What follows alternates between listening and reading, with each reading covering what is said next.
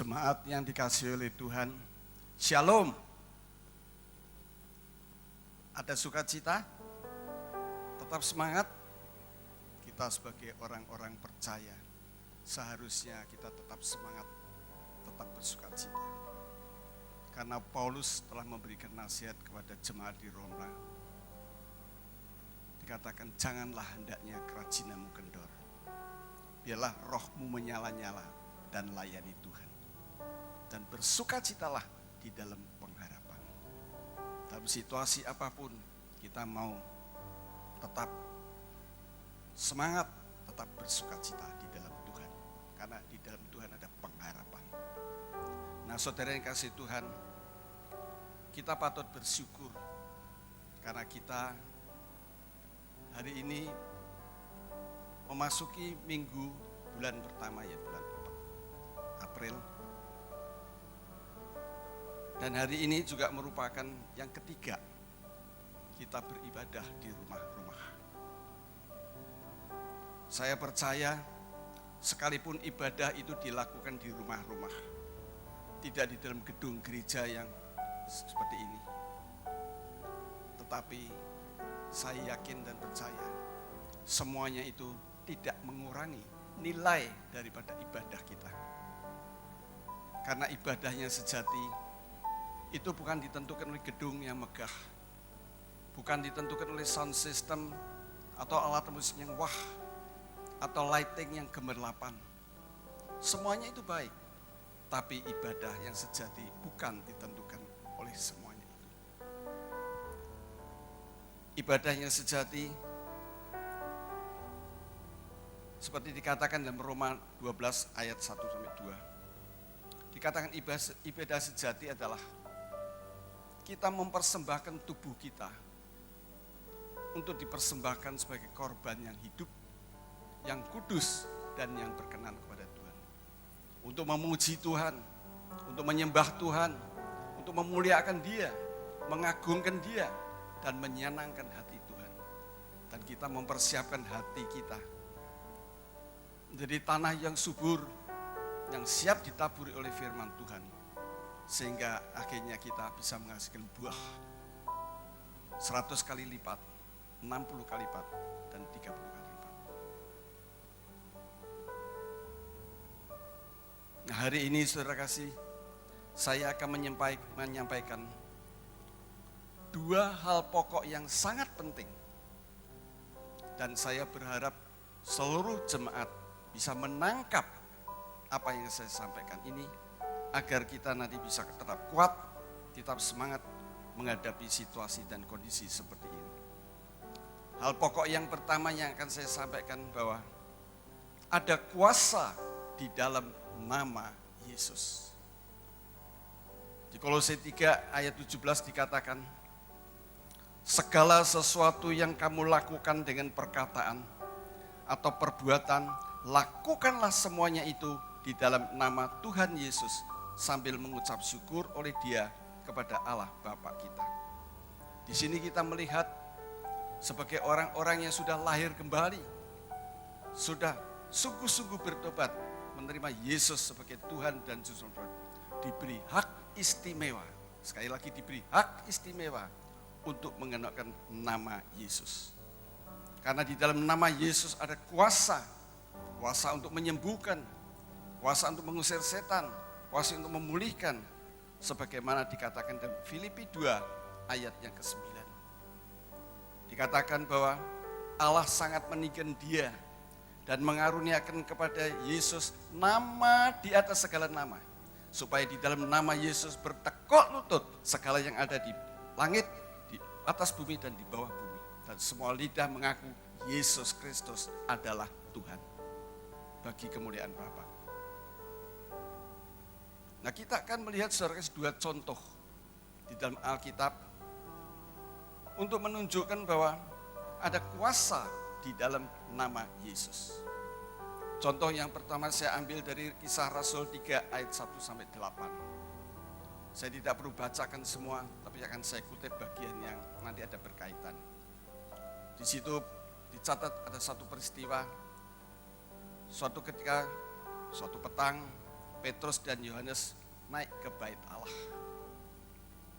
Kemudian dia menemukan atau berjumpa dengan seorang laki-laki yang dikatakan di situ lumpuh sejak lahirnya. Dan orang itu diusung di pintu gerbang bait Allah untuk minta sedekah pada orang-orang yang masuk ke dalam bait Allah. Ketika ia melihat Petrus dan Yohanes mau masuk bait Allah, ia minta sedekah. Dan kemudian Petrus menatap orang lumpuh itu dan dia berkata, "Lihat kepada kami." Dan kemudian orang lumpuh itu menatap kepada Paulus, pada Petrus dan Yohanes. Dengan harapan Petrus akan memberikan sesuatu kepadanya. Tapi kemudian ternyata Petrus tidak memberikan sesuatu kepada dia. Tapi Petrus berkata dalam ayat yang ke-6 sampai ke-8 kisah Rasul 3 dikatakan demikian. Tetapi Petrus berkata, "Emas dan perak tidak ada padaku, tetapi apa yang kupunya kuberikan kepadamu. Demi nama Yesus orang Nazaret itu berjalanlah." Lalu ia memegang tangan orang itu dan membantu dia berdiri, dan dikatakan seketika itu juga kuatlah kaki dan mata kaki orang itu. Ia melonjak berdiri lalu berjalan kian kemari dan mengikuti mereka ke dalam bait Allah, berjalan dan melompat-lompat serta memuji Allah. Di sini kita melihat bahwa dalam nama Yesus ada kuasa yang begitu powerful, yang begitu luar biasa, yang dahsyat. Pada waktu dikatakan hanya satu kali saja, dikatakan seketika, maka orang itu kuatlah sehingga berjalan. Karena itu saudara kasih, kita harus percaya saudara kasih. Jangan kita ragu sedikit pun untuk memakai nama Yesus, karena ada kuasa di dalam nama Yesus. Saya berikan contoh yang kedua, yaitu yang terambil dalam Kisah Rasul 16 ayat 16 sampai 18. Di situ ada suatu peristiwa di mana saudara kasih, Paulus dan Silas pergi ke tempat sembahyang orang Yahudi. Dan kemudian mereka bertemu dengan seorang hamba perempuan yang mempunyai roh tenung. Kemudian perempuan yang mempunyai roh tenung itu mengikuti Paulus dari belakang dan dia berseru katanya, "Orang-orang ini adalah hamba Allah yang maha tinggi. Mereka memberitakan kepadamu jalan kepada keselamatan, dan ia lakukan ini berhari-hari." Akhirnya Paulus tidak tahan, saudara kasih, dan ia berkata di dalam ayatnya yang ke-18, Kisah Rasul 16 dikatakan demikian. Hal itu dilakukannya beberapa hari lamanya, tetapi ketika Paulus tidak tahan lagi akan gangguan itu, ia berpaling dan berkata kepada roh itu, "Demi nama Yesus Kristus, aku menyuruh engkau keluar dari perempuan ini." Dan dikatakan di situ, seketika itu juga keluarlah roh itu. Kita melihat kembali saudara kasih, betapa ada kuasa yang luar biasa, yang dahsyat. Karena dengan sepatah kata saja di dalam nama Yesus, roh itu taat dan keluar. Karena itu sekali lagi saudara kasih, kita tidak perlu ragu menggunakan nama Yesus.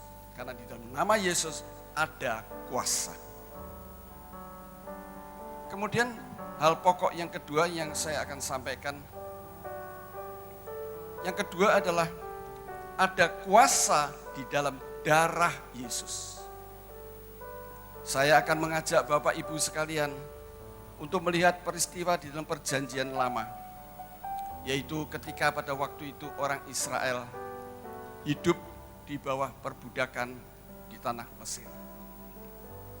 Dan mereka diperlakukan dengan semena-mena, diperlakukan dengan kejam, sehingga mereka akhirnya stres dan mengalami kepahitan. Kemudian bangsa Israel berseru-seru kepada Tuhan, dan akhirnya Tuhan mendengar seruan itu. Dan pada akhirnya dia mengutus Musa untuk membebaskan bangsa Israel dari tanah Mesir. Tetapi ternyata saudara kasih, kita tahu semua ceritanya bahwa Raja Firaun tidak mau membiarkan orang Israel keluar begitu saja. Sehingga akhirnya saudara kasih, Tuhan harus menulai orang Mesir dengan berkali-kali. Namun demikian saudara kasih, Firaun tetap mengeraskan hatinya, sehingga Tuhan menulai dengan tulah yang ke-10, bahwa semua anak sulung, mulai dari anak Firaun, anak budak-budak perempuan, anak sulung dari semua hewan, semuanya mati. Dan kemudian saudara kasih, Tuhan ingin membuat pembedaan antara orang Mesir dan orang Israel. Kemudian dia memanggil Musa, dan Musa diperintahkan untuk melakukan sesuatu yang tercatat di dalam Keluaran 12 ayat 21 sampai 27 yang berbunyi demikian. Lalu Musa memanggil semua tua-tuan Israel serta berkata kepada mereka, "Pergilah, ambillah kambing domba untuk kaummu dan sembelihnya anak domba Paskah." Kambing domba ini perlu saya berikan catatan, yaitu anak domba yang tanpa cacat celah. Kemudian kamu harus mengambil seikat hisop dan mencelupkannya dalam darah yang ada dalam sebuah pasu. Dan darah itu kamu harus sapukan pada ambang atas dan pada kedua tiang pintu. Seorang pun dari kamu tidak boleh keluar dari pintu rumahnya sampai pagi. Dan Tuhan akan menjalani Mesir untuk menulainya. Dan apabila ia melihat darah pada ambang atas dan pada kedua tiang pintu, maka Tuhan akan melewati pintu itu dan tidak membiarkan pemusnah masuk ke dalam rumahmu untuk menulainya. Ayat 24 dikatakan, kamu harus berpegang. Ini sebagai ketetapan sampai selama-lamanya bagimu dan bagi anak-anakmu.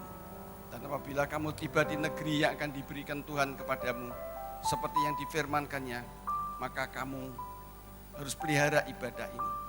Dan apabila anak-anakmu berkata kepadamu, apakah artinya ibadah ini?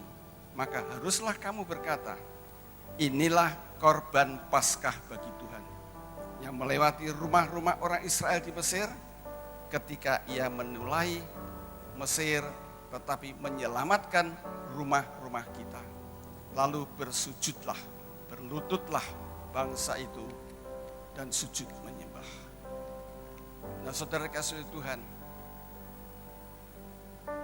untuk mengerti saudara kasih, kita akan lihat sebentar saudara kasih, yaitu korban Paskah. Maka kita perlu melihat saudara kasih, kamus yang ada di dalam Alkitab di belakang saudara. Di situ dijelaskan itu hari raya Paskah, supaya saudara bisa menjelas kelihatan di situ bahwa apa yang dimaksud dengan korban Paskah di situ. Dikatakan demikian, saya bacakan buat Bapak Ibu sekalian kamus Alkitab yang ada di belakang Alkitab kita. Perayaan pembebas, dikatakan hari raya Paskah, diartikan perayaan pembebasan bangsa Israel dari Mesir. Anak-anak sulung orang Mesir dibunuh, tetapi pintu-pintu rumah orang Ibrani dilewati. Dalam bahasa Ibraninya Pesah, berarti melewati. Dan inilah yang nanti akan menjadi Paskah. Peristiwa ini diperingati dengan mengadakan perjamuan Paskah, di mana para peserta makan Paskah, yaitu makan korban Paskah dan anak domba Paskah itu. Nanti Bapak Ibu bisa dibaca di situ, diberikan Keluaran 12 ayat 23 yang sudah saya bacakan tadi, 43-51, dan di dalam perjanjian baru Yesus disebut anak domba Paskah. Bisa dibaca dalam 1 Korintus 5 ayat 7, atau anak domba yang disembelih, Wahyu 5 ayat 6. Nah untuk jemaat purba, hari Paskah mendapatkan isi baru, yaitu perayaan kebangkitan Tuhan. Itulah arti Paskah, korban Paskah. Nah saudara kasih oleh Tuhan, kita patut bersyukur bahwa peristiwa yang kita baca tadi di dalam Keluaran 12 ayat 21 sampai 27 yang sebenarnya merupakan gambaran dari apa yang Yesus akan lakukan telah digenapi oleh Yesus 2000 tahun yang lalu. Sebagaimana ditulis oleh Rasul Petrus dalam 1 Petrus 1 ayat 18 dan 19 yang saya akan bacakan buat Bapak Ibu sekalian. Sebab kamu tahu bahwa kamu telah ditebus dari cara hidupmu yang sia-sia, yang kamu warisi dari nenek moyangmu, bukan dengan barang yang fana, bukan pula dengan perak atau emas, melainkan dengan darah yang mahal, yaitu darah Kristus yang sama seperti darah anak domba yang tak bernoda dan tak bercacat. Di sini jelas Rasul Petrus juga mengkaitkan di sini darah Yesus itu seperti darah anak domba yang tak bernoda dan tak bercacat. Inilah yang dilakukan oleh umat perjanjian lama. Dikaitkan karena sudah digenapi oleh Yesus dalam perjanjian baru 2000 tahun yang lampau. Nah, untuk itulah saudara kasih, kita harus mengerti juga Yesus rela mati, bahkan sampai mati di kayu salib 2000 tahun yang lampau. Yang sebentar nanti kita juga akan mengingat akan kasih-Nya begitu luar biasa lewat perjamuan kudus. Dan itu dicatat dalam Filipi 2 ayat 8 sampai 10. Dikatakan, dan dalam keadaan sebagai manusia, Ia telah merendahkan dirinya dan taat sampai mati, bahkan sampai mati di kayu salib. Itulah sebabnya Allah sangat meninggikan Dia dan mengaruniakan kepadanya nama di atas segala nama, supaya di dalam nama Yesus bertekuk segala yang ada di langit, di atas bumi dan di bawah bumi. Dan semua lidah mengaku bahwa Yesus Kristus adalah Tuhan bagi kemuliaan Allah Bapa. Saudara yang kasih oleh Tuhan, itulah sebabnya kita patut bersyukur. Karena Yesus sudah menggenapi dan kita sudah ditebus. Bukan dengan barang yang fana, bukan dengan perak atau emas, tapi dengan darahnya yang begitu mahal, darah Kristus sendiri yang sudah dikorbankan 2000 tahun yang lampau. Nah, saudara dikasih oleh Tuhan, Alkitab memberitahukan kepada kita bahwa di bawah kolong langit ini satu-satunya yang bisa menebus kita dari dosa kita hanyalah Yesus. Karena hanya Yesuslah satu-satunya yang mempunyai darah yang mahal. Di dalam terjemahan lain dikatakan darah yang tidak ternilai harganya, darah yang mulia, darah yang maha kudus, darah yang begitu berharga. Darah anak domba Allah yang tidak berdosa dan tidak bernoda. Puji syukur, kita kagum punya Allah yang mau menjadi manusia karena Dia punya darah yang tidak bernoda dan bercacat. Itulah sebabnya mengapa ada kuasa di dalam darah Yesus. Karena satu-satunya darah yang tanpa dosa yang mempunyai darah tanpa dosa itu adalah darah Yesus. Saya berikan ilustrasi. Kalau misalnya ruangan ini kotor, supaya bisa bersih, pasti disapu dengan sapu yang bersih. Kalau disapu dengan yang kotor, ya dia akan lebih kotor lagi. Demikian juga saudara kasih, dikatakan bahwa semua orang telah berbuat dosa dan kehilangan kemuliaan Allah. Dan untuk menghapus dosa setiap orang ini, perlu ada darah yang kudus, yang suci, yang mulia. Tidak mungkin darah orang berdosa menyelamatkan, menebus orang yang berdosa atau darah orang berdosa. Hanya satu-satunya di bawah kolong langit ini, yaitu hanya nama Yesus yang mempunyai darah yang tanpa cacat, tanpa dosa. Sehingga Dia bisa menebus kita, orang yang berdosa, karena Dia sendiri tidak berdosa. Kita patut kagum dengan Allah kita yang seperti itu. Allah yang dahsyat, yang luar biasa, yang begitu mengasihi isi dunia ini. Sehingga Dia mau turun ke dunia. Bahkan Dia rela mati di atas kayu salib. 2000 tahun lampau. Itulah sebabnya Allah sekali lagi dia mengaruniakan kepada Yesus nama di atas segala nama, supaya dalam nama Yesus bertekuk lutut segala yang ada di langit, di atas bumi dan di bawah bumi, dan semua lidah mengaku Yesus Kristus adalah Tuhan. Karena dialah satu-satunya punya darah yang ada kuasa untuk menebus kita dari dosa kita. Demikianlah apa yang saya sampaikan ini. Saya berharap Bapak Ibu sekalian bisa menangkap kebenaran ini, bahwa ada kuasa di dalam nama Yesus dan ada kuasa di dalam darah Yesus. Karena itu saudara kasih, dalam hari-hari ini saya setiap hari mendeklarasikan, saya deklarasikan setiap hari lewat suatu pujian. There is power in the name of Jesus to break every chains, to break every chain, to break every chains. There is power in the blood of Jesus to break every chain, to break every chains, to break every chains. There is power in the blood of Jesus to break corona, to break corona, to break corona. Itu saya deklarasikan tiap hari. Dan saya selalu deklarasikan begitu. Kemudian saya pecik dengan darah Yesus setiap rumah, mulai dari anak-anak, mulai dari semua keluarga saya percik dengan darah Yesus.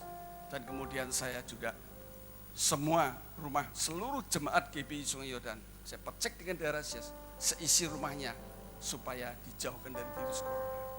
Seperti tadi bangsa Israel, ada dioles lambang dengan darah orang yang percaya, yang sungguh percaya pada Yesus oleh darahnya, maka akan dilindungi dari virus corona, diproteksi oleh darah Yesus, karena ada kuasa Yesus.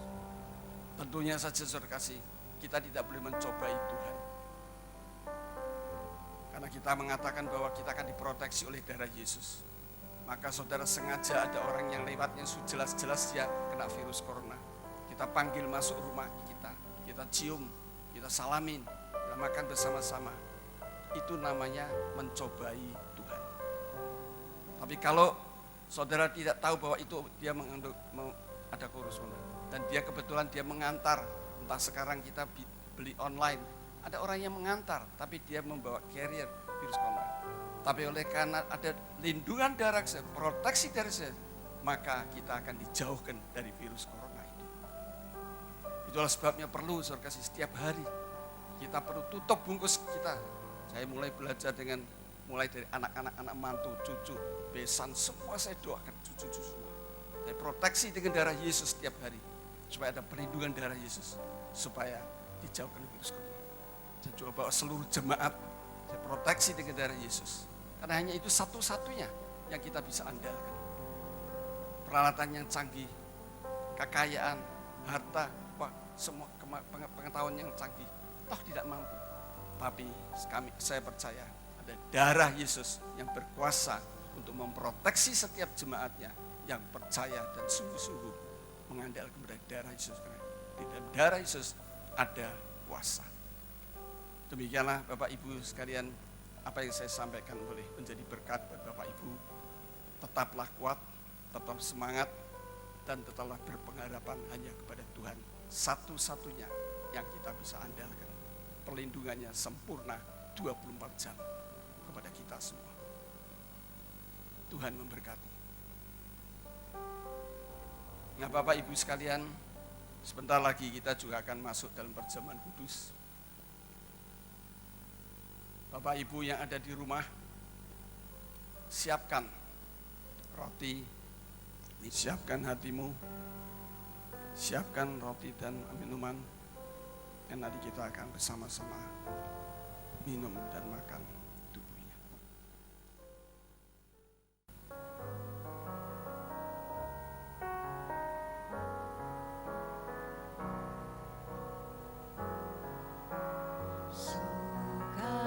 Sukacita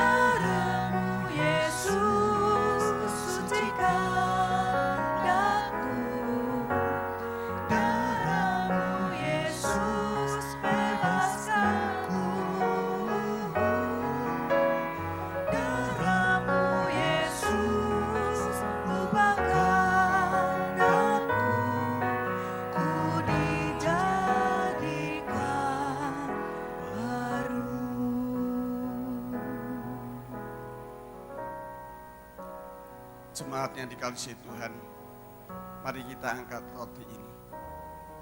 Setiap kali kita mengangkat roti ini, kita akan selalu diingatkan akan pengorbanan tubuh Kristus yang sudah diserahkan buat saudara dan saya. Dia mau mati dengan cara yang begitu mengerikan dan terhina. Semata-mata adalah karena dia mau mengasihi kita lewat kematiannya di kayu salib. Karena itu kita patut bangga milik Allah yang maha dahsyat, maha luar biasa, mau turun ke dunia, mati di atas kayu salib demi saudara dan saya.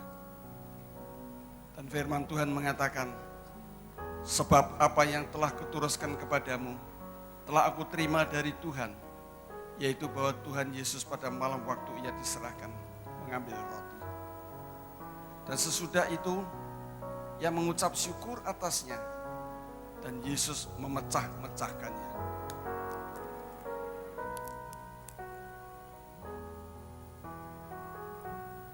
Dan berkata, inilah tubuhku yang diserahkan bagi kamu. Perbuatlah ini menjadi peringatan makan aku. Mari kita makan bersama-sama.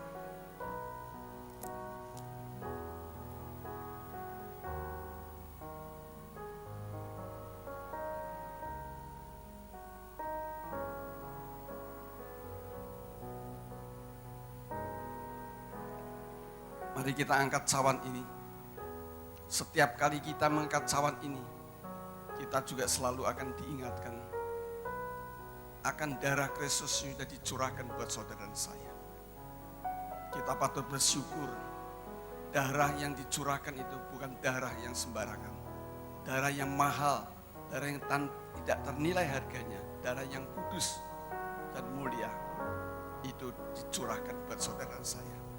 Karena ya darah Kristuslah yang tidak bernoda dan bercacat, bisa menghapuskan segala dosa kita, sekalipun merah seperti kirmisi itu disebut salju. Kita patut bersyukur darah Kristus yang maha kudus ini, yang memulihkan kita dengan Bapa di surga. Sehingga kalau hari ini kita bisa menikmati kasih Bapa yang begitu luar biasa, itu karena kita sudah diperdamaikan darah Kristus. Dan firman Tuhan mengatakan, dan sesudah itu Yesus mengucap syukur atasnya.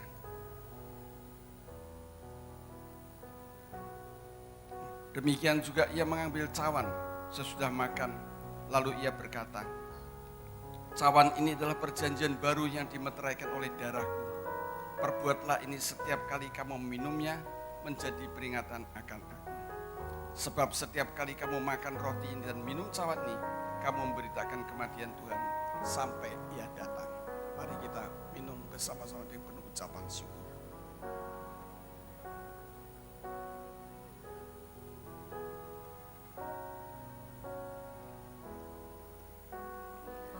Marilah kita mengucapkan syukur kepada Dia. Kita sembah Dia, kita berikan kemuliaan, kehormatan.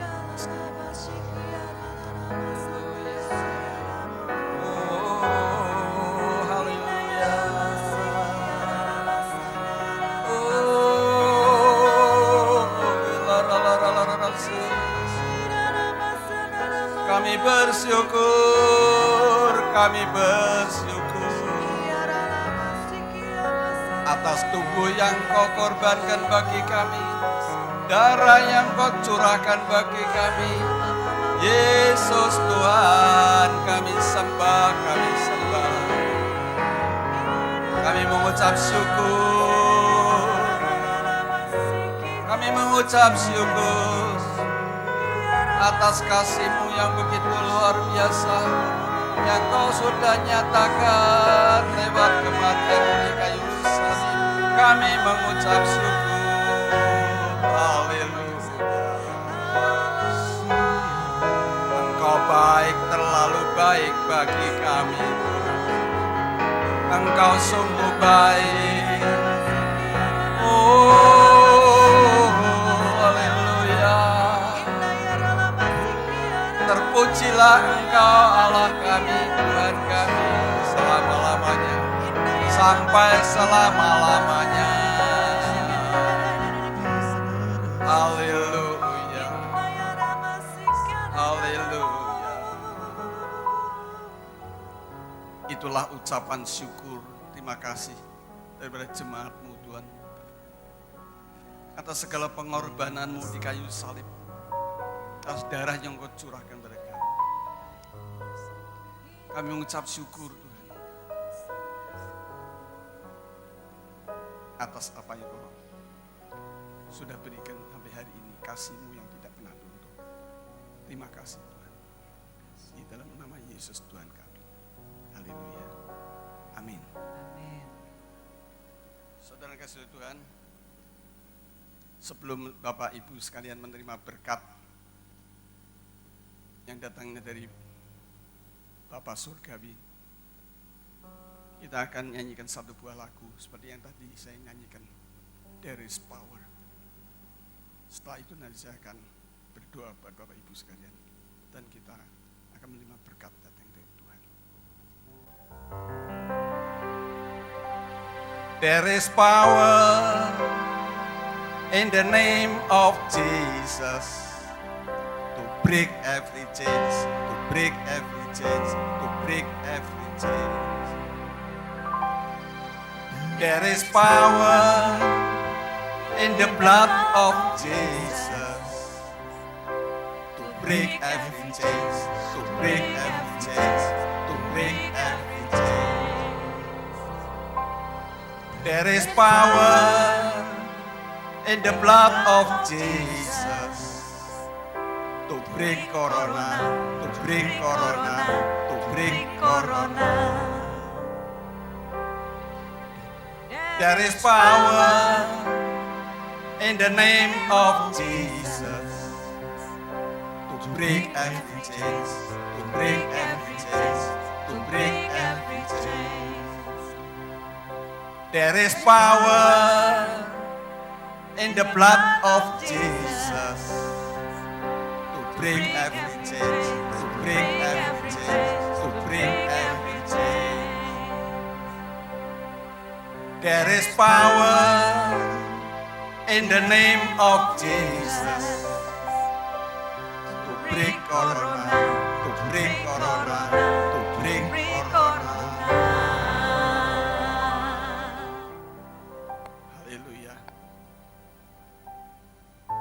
Terima kasih Tuhan, kami boleh mengakhiri kebaktian kami di rumah-rumah di dalam perjumpaan kudus. Kami ucap syukur atas firman-Mu, ucap syukur atas kebaikan, kasih-Mu. Dan saat ini, sebelum jemaat-Mu beraktivitas, biarlah Tuhan Kau memberikan berkat yang berkelimpahan bagi jemaat. Jemaat yang dikasihi oleh Tuhan, terimalah berkat yang berkelimpahan yang datangnya dari Bapa Surgawi.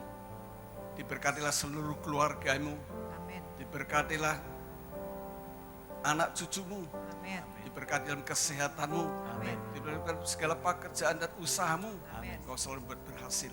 Amin. Studi anak-anakmu berhasil. Amin. Yes. Anak-anakmu diberikan masa depan yang penuh pengharapan. Amin. Dan terimalah cinta kasih Kristus yang sempurna. Perlindungan darah Kristus memproteksi saudara sekalian. Biarlah tiap hari Karena dibungkus tutup dengan kuasa darahnya. Ya. Terimalah, terus terima proteksi darah Yesus. Karena darah Yesus berkuasa untuk melindungi dari segala virus apapun, termasuk corona. Amin. Terimalah kekuatan, penghiburan, damai sejahtera dari Roh Kudus menyertai saudara sampai selama-lamanya. Yang percaya sama-sama katakan pada saya, amin.